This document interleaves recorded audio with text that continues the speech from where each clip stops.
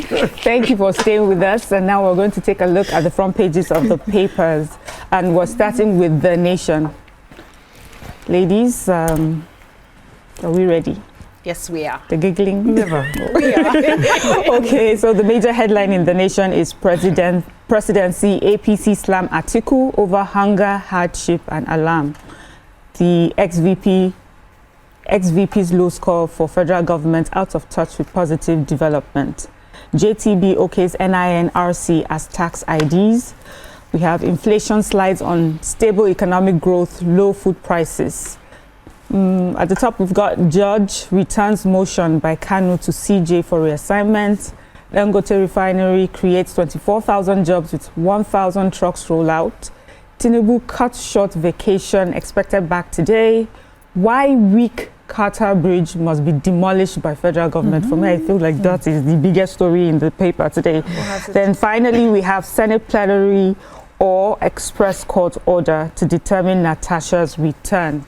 Who's going first? So let me take the clerk to the National Assembly, CNA Kamoru Ogulano. He says he was responding to a correspondence from the legal reps to Senator Natasha Oduaga, who is presently still serving an extended suspension by the National Assembly.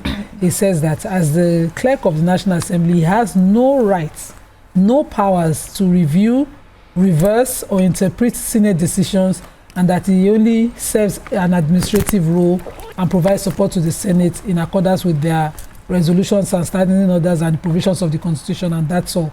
So he was saying this after the Director of Information in the National Assembly, Bula Audu Biala, said that the threats to the National Assembly and the disciplinary action against the office of the CNA is totally misplaced. So Natasha's lawyers had written to the National Assembly to reinstate her after the suspension was expired. And so he says he's not the one to write, to threaten to sue. He's not in any place. He doesn't have any such powers to reverse it. It's only a Senate decision that can do that, or a court order. And the court order, when she went to the Federal High Court, she got an order that, not only affirmed, did not invalidate the Senate's resolution, but then he gave no binding order on the Senate to compel her resumption, and that he's not the one. So now it has to be a political matter that they measure that they must take. So for the Senate to sit and move a motion. And I'm wondering, are there no minorities in the House? For me, at this point, when the suspension had expired, then the minorities have been to insist, since they did not automatic the matter. The minority should be the one moving motions on the floor of the House, disrupting orders of the House to ensure that they see to it. Because if this is allowed, it can happen to anybody. They're laying precedent in the wrong way. So I have the major headline. Former Vice President Atiku Abubakar yesterday came under fire over his warning that revolution is imminent due to hunger and hardship in the country. Dismissing the alarm as a product of outdated thinking, the presidency and the ruling APC said that Atiku is out of touch with reality.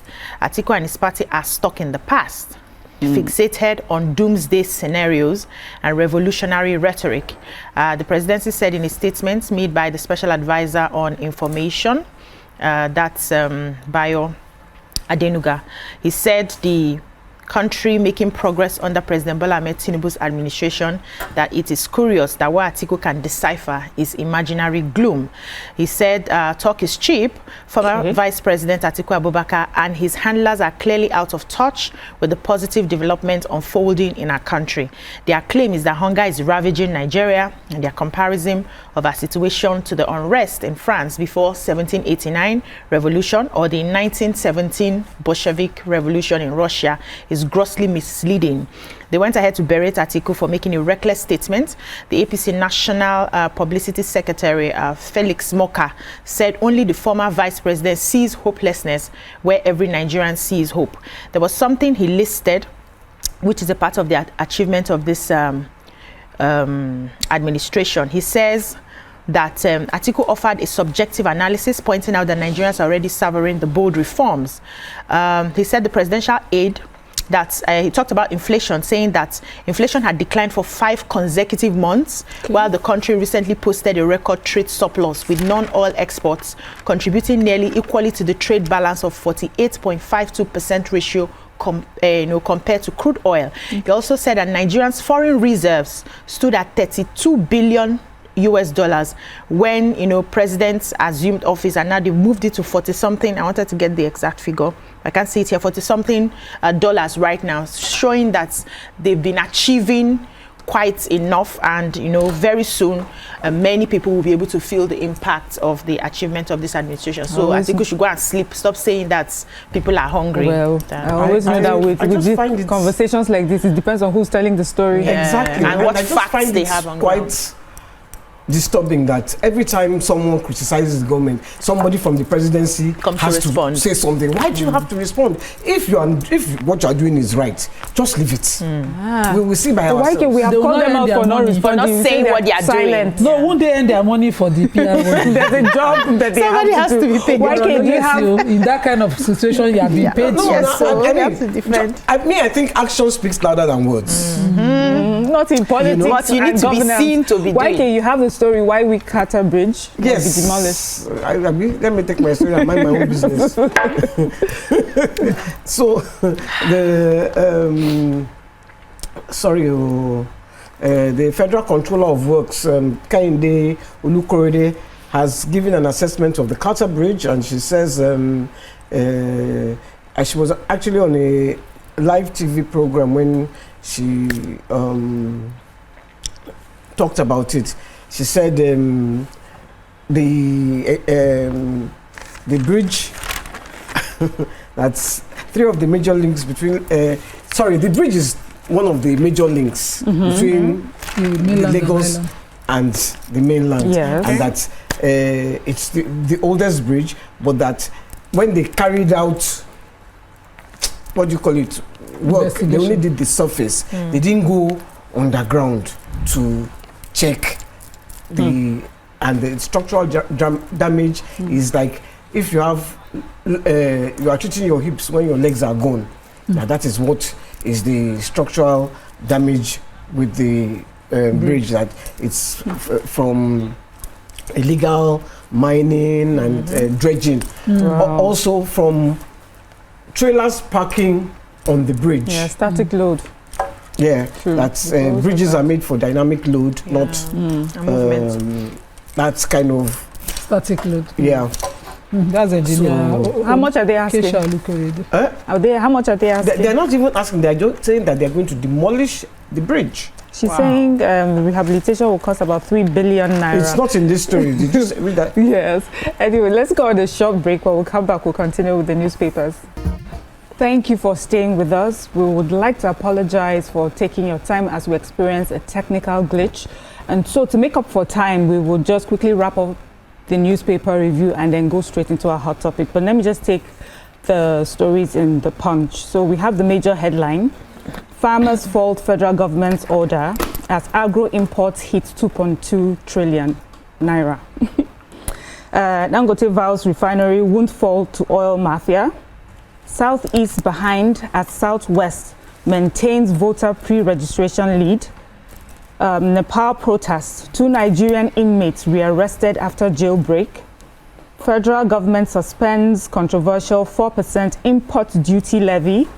And then we have SANU, NASU issue strike notice over unpaid allowances.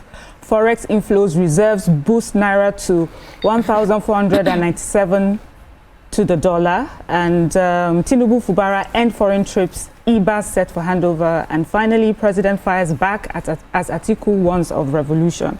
I would like to just take one story, the Nepal protests. Why can I have that? Yeah, 2 Nigerians who allegedly escaped from prison in the recent anti-government protests were arrested by operatives of the Sashastra Seema Bal, India's paramilitary force. Punch learned from the Press Trust of India that the suspects were apprehended at the Jayanagar in Bihar state, at the border, anyway, at the border of this Asian country. The Nigerians were among several foreign nationals who escaped during the protests. And they said 79 of inmates of foreign nationals escaped. So that's... Okay, so it was not just 2 Nigerians that No, escaped. not just 2. A group of everybody else. Everybody else escaped. They are 2 Nigerians. Those Nigerians, are they Nigerians at all? What are you trying to... You finally come outside. Did you not find your way to the what's the next country? Let's not do China. The other one. Okay, anyway. There were 79 escapees. Okay. But they were not following. So now 2 Nigerians then catch inside the 79. Okay, there might be more Nigerians, but let's just wrap up on the newspaper so we can quickly get onto our hot topic.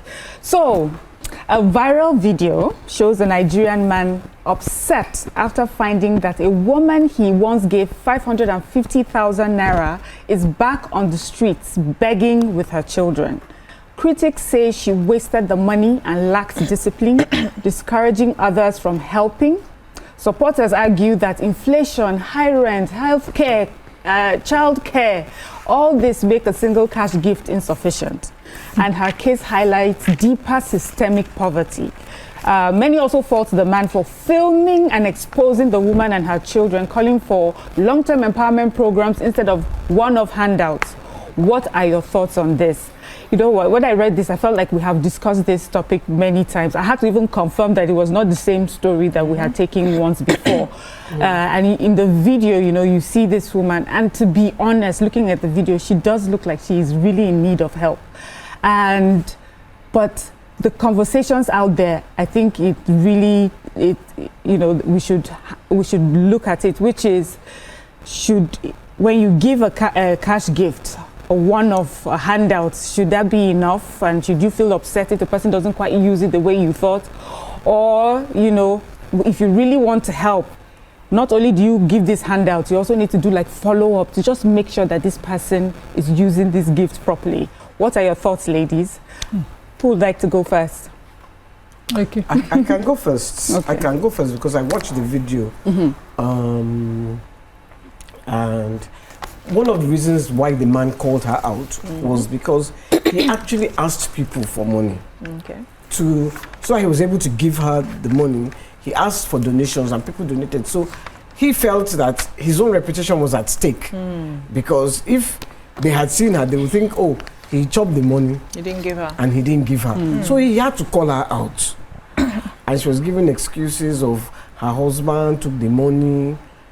And he said, look, at the time, you didn't tell me anything about your husband. Ew. Now, suddenly, the husband that you didn't tell me about, like you're saying, took the money. And that, is she happy with her kids? So it just, you see, we are a very... But did you believe her story? Did you come across as, do you think she was being honest? Okay. Personally, no. Okay. Because one day, I helped a beggar. I gave him a job. Okay. I said, look, stop begging. He was a young boy. Come and work. He didn't stay, I don't even think he stayed up to 2 months. He left. He went back to begging because the begging was more profitable. He was not even interested, but because he would run into me, he moved to Ibadan. Location. Okay, now. So you don't come and spoil his market. So I won't spoil his market. Okay. Do you understand? So people find it more profitable to beg. I'm not saying all beggars. There are some that if you, I have actually offered people when I see them, especially women with children, jobs. Come and work for me. You just eye me and walk away. So it's not a job that they want. It is your handouts.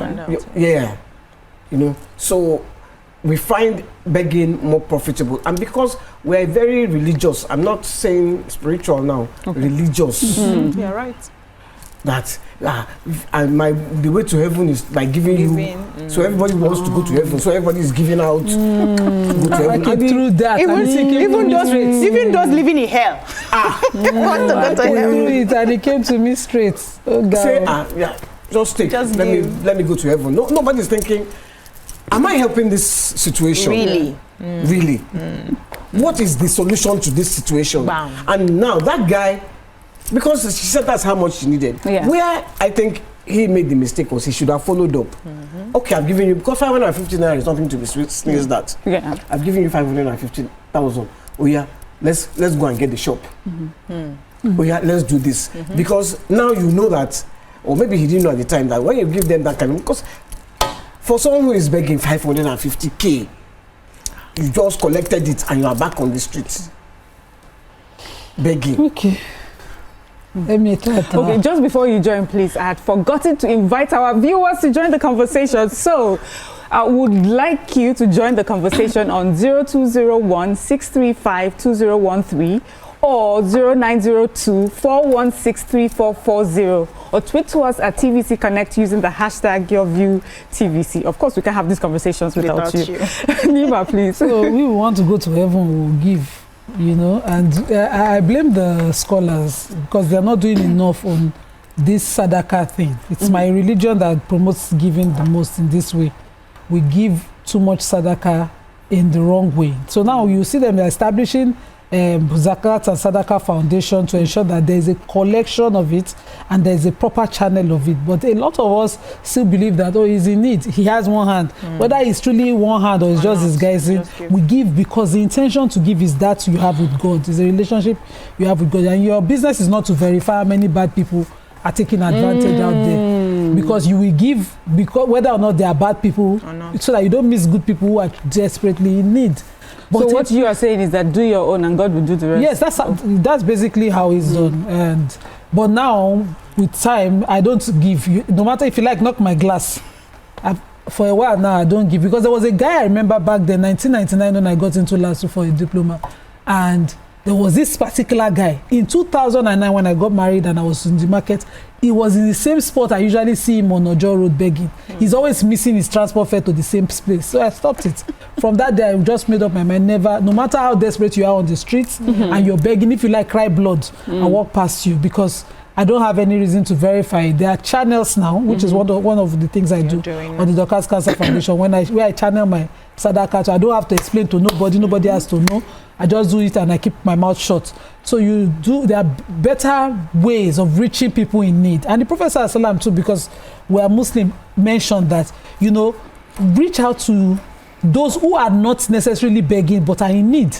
There was a saying of the Prophet like that, and you use the emphasis of the neighbors to mention you can have somebody truly in need in your immediate circle, and they are looking outside at one person that you think has all the costume of a beggar, and you know, and you miss it. And so those are really some of the mistakes out there. But this guy gave to somebody with a strategy. When you meet someone, as I'm sitting down here now, if you ask me how much I need, this for the next project I will mention. So she probably mentioned the one she want to give the husband he didn't know existed. Wow. Yes, because if you ask her to calculate what she needs without a proper business plan, how does she know what she needs? The business plan is a career begging. You know, begging is actually a career for some. It's a habit that will never change. You take them off, they go right back, because that's the only means of sustenance that they are used to. It's a quick cash thing. Imagine, I remember my dad used to say, if you want to go and collect your bese, don't send your children. You are teaching them. Don't send your children to beg. Don't take your children along with you when you're in need to see a friend that you know will give you, because you're actually teaching a habit in the wrong way, except you know what you want to do to explain it. But we as adults, we've seen mothers. I know mothers during COVID who were knocking on my door with 3 kids behind them, and it was a strategy. They will go to every house on the street, collect things and disappear. And so people do have, we see them on the street now, young children who are running after cars. It's their parents that put them there, training them in the habit of begging, because it's the family business they want to hand over to the child. The costuming and everything is a norm. And she mentioned 550 as if that would solve up. It was the money for the next project, for the house husband. or the husband's need for another thing that she mentioned. Nima, you may be right, because I thought when she was telling this person about her husband collected the money, I didn't see the anger or the frustration on her face. She just said it like it was next okay. project. Because you may just be right. Yes, so she was defiant. My next project, now I told you I needed 550. I didn't explain to you what I needed it for. I don't give person where ask me make a collect them. That's it. Yeah. So, sorry, before you jump in, we have to go on a quick break, and when we'll come back, we'll continue with our conversation.